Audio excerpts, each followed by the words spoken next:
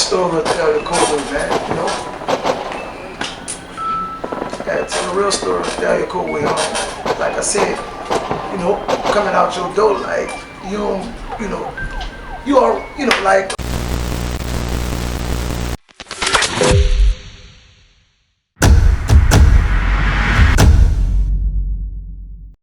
I said, you know, coming out your door like, you know, you are, you know, like I learned about myself, like I always been intelligent. You know, once you come outside, you know, go in the hallway, you use so much thought, energy on, you know, what might take place, you know, what cut, you know, a motherfucker might come, you know, or whatever. Like, so you more thinking about making it back home at night than more about, you know, what you're trying to do in life. Boy, Joe Wayne G, you heard me? So, you know, we shouting y'all out right now, man. You know, that's how we do it. My boy locked up right now, but he'll be home soon for real, you dig? We missed the nigga, you dig? Joe, let them people know his album, bro. Man, it's Joe, you know, I've been down a while, a couple of years, though, you know, but I got a positive vibe and I'm still rolling with Tru. You know that, baby. What's happening with you, man? I'm coolin', boy. We miss you out here, bro. We just waiting on you, man, so we can get the click 100%, you heard? I already know that, man. I miss you too, bro. You know what I'm saying? All praise to do that a lot, though, but the movement, man, keep making your moves and stuff, bro. I'm making my moves back here. Everything gonna come together, you know what I'm saying? On top, bro. You know how we do it. So, it's all good, bro. Just holler at me a little later, bro. We on perk. Alright, man. Off top, off top. Alright. I talk about Wango, man. Everybody talking about Wango. Everybody got their name in his mouth. Knowing if he still was living, knowing if he still was on these streets, they wouldn't be playing with him like that. Calling his name, being disrespectful, shit like that, right? Yeah, Wayne went out bad, broke our heart. You know what I'm saying? That was one of our big dogs, that's one of our riders, under the flag. And one thing about the Calliope, bro, we take care, we chastise our own. Chastise our own. This is real, man. This ain't no fairy tale. This ain't no fairy tale, man. Dudes lost a lot of blood. Things like that, man. BG made a song about Wango, man. BG had made a song about Wango. If him and Wayne would have bumped heads, they would have got it on. Yeah, Wayne was already, even when he was in a federal journey, he tried to check him in. He told him, if y'all play with me,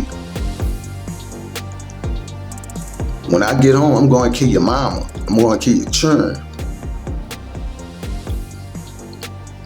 Yeah. So if you're a gangster, if you're a real dude, you know how it go in the yard. If you're a rat, you get checked in. Then check Wayne in. Yeah, Wayne told him, y'all play with me, when I ain't got but a few years, I'm going home and kill your mom. And the whole city know. He was pusher. He under the Calliope flag. He went out big dog, yeah. Wayne been had that attitude since a youngster. Since when he first got shot. He always said, I ain't let nobody play with me again like that, man. I ain't let nobody play with me again like that. He hadn't felt them bullets. First time Wayne got shot, it was at Club Underground. It was a little club. It was our club, but it was way across the bridge somewhere. So that was the beginning of the monster. And ever since then, Wayne just been a killer type dude. Killer. A lot of people don't even know how you look, man. If they had this internet stuff, man, a lot of people ain't know how Wayne look, man. Wayne ain't, when he go out and go to the club or whatever, he real laid back, quiet. You hear me? But if the bullshit pop off, he front stage. Even at the second line, he don't hang in the crowd like with us and shit. He'll go by the second line band, walk with the second line band. Ain't nobody really looking at the second line band like that. All in the crowd, everybody on the outside and stuff, you know. So Wayne, man, Wayne in rare form, man. Yeah, great. He got a graveyard, man. He was pulling off a lot of crazy shit. He ain't play. You know what I'm saying? He got shot up a few times, you know. Dwayne Cobbins was born in the Calliope Project on November 9, 1973. He went by name of Wango or Gangster Go.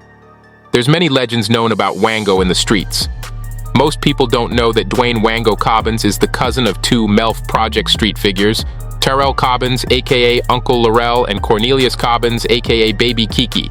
No matter how we now feel about him after his decision to talk to the prosecutor in the Corey Miller case, we can't deny that this man was a notorious street figure who ran with the likes of Kingpin Richard Pina and the two notorious brothers Randall and T-Dub Watts, and was known to be the right-hand man of Cut Boy Boo. Dwayne Wango Cobbins was well respected in the streets up until the time he spoke against Corey Miller's case. After carefully reading court documents, Wango wasn't even a main witness against Corey Miller, and he didn't testify at C. Murder's trial. His statement to the police was that, yes, he seen C. Murder with a gun on him that night of the shooting, but he didn't witness him shoot the gun.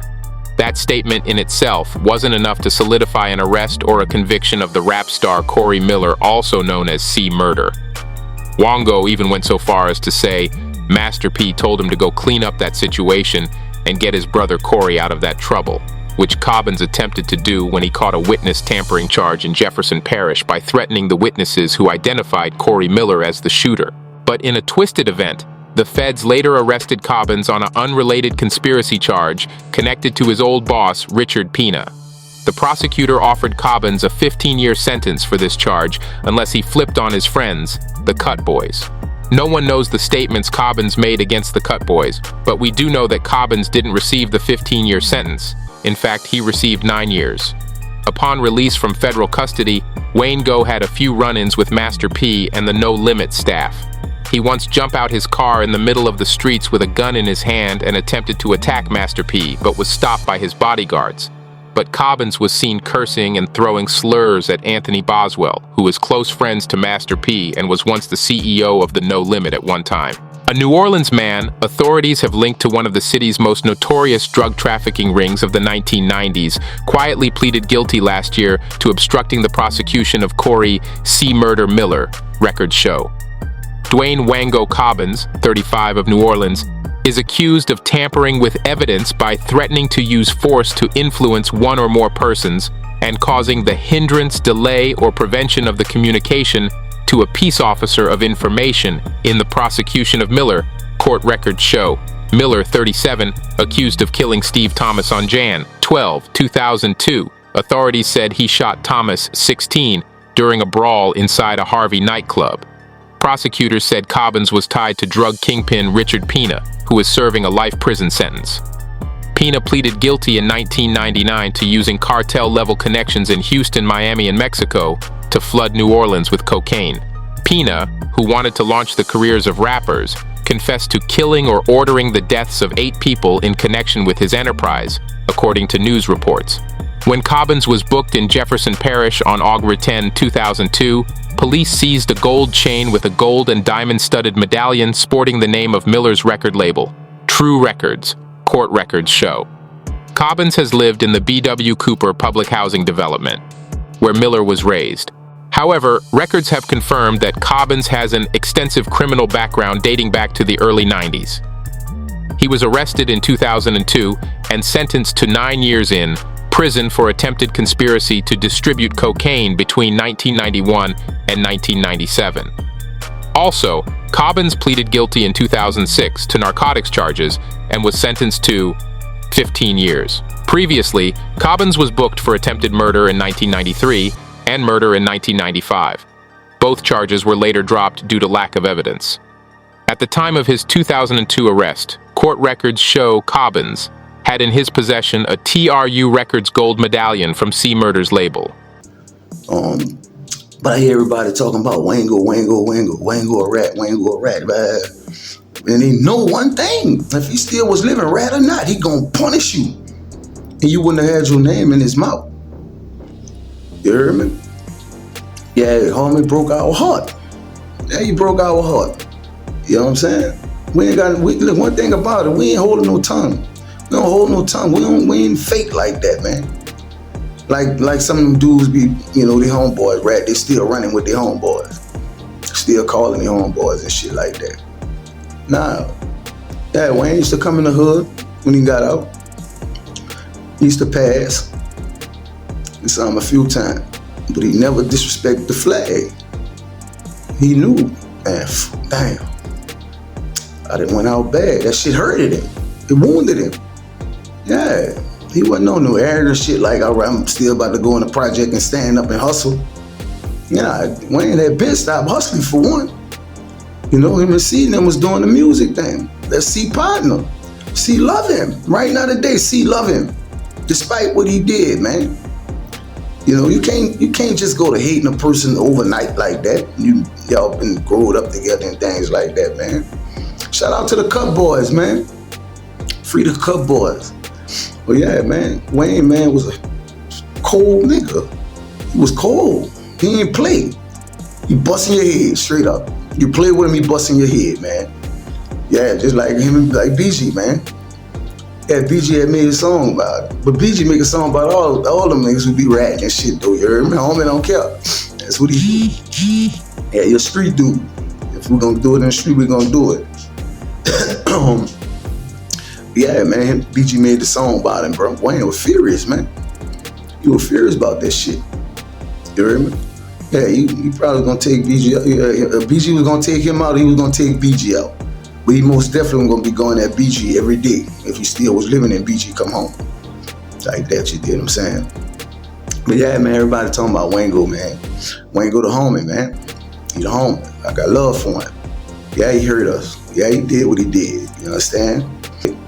So all that, you know, this internet stuff, bro, about Wayne and shit like that. Yeah, Wayne told, man, but he ain't play.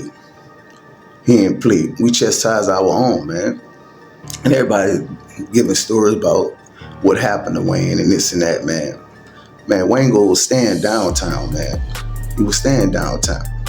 You know what I'm saying? And nigga caught him slipping. They did what they did, you know? Ain't no nigga bitter about that. You see what I'm saying? But yeah, man, Wayne and C was doing the music thing. That's where the CUTT boy thing come from. CUTT boy wasn't no gang. Nah. The section where dudes hung at. They was doing the music thing. He did. And yeah, C had the project. You see what I'm saying? He was hanging in the project. Matter of fact, C had the whole hallway. He had the whole hallway from upstairs to downstairs. You know what I'm saying? And that was just a way of just staying out the way. You know what I'm saying? Because nigga wasn't on no street shit like that no more. Nigga wasn't on no killer shit like that no more. But if you play with a nigga, you know, that's what it was gonna be. You dig? And people got C locked up bad. You know what I'm saying? Like, cause the Calliope was already in real form. C back and forward, you know, trying to make sure he get this thing off the ground for us, man. Take us about this shit, you dig? The people laid up there, bro, they knew that. They knew that he was running with us. They didn't find out he was running with the yo like that. They knew he was the Calliope. They always knew that, but they didn't know he was in there every day like that. No, they ain't know that. So he not about to build no 10, 15 more influencers. No, indeed. They don't like that. That's why P got put out the NBA. It wasn't about P couldn't play basketball. They knew one thing. You influencing our kids already. And you gonna get on this basketball talking about dope and drugs and all that and gonna be coming to NBA? Nah, them people wasn't having that, man. That's why P didn't make it in the NBA. Yeah, man. I just wanted to tap in with y'all, man. Y'all tune in with Chill, the real deal, man. Hit the subscribe button. Press like if you like. Press dislike if you dislike.